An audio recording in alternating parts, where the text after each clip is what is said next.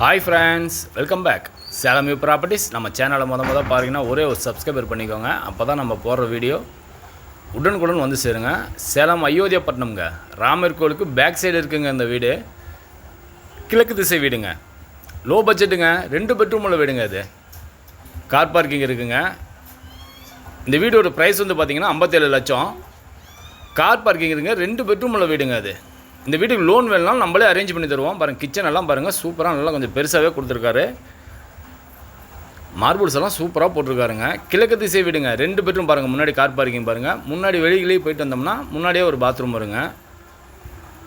கிழக்கு திசை வீடுங்க. சேலம் அயோத்தியாப்பட்டினம் ராமர் கோயிலேருந்து சும்மா ஜஸ்ட்டு ஒரு 500 மீட்டர்லேயே இருக்குங்க இந்த வீடு.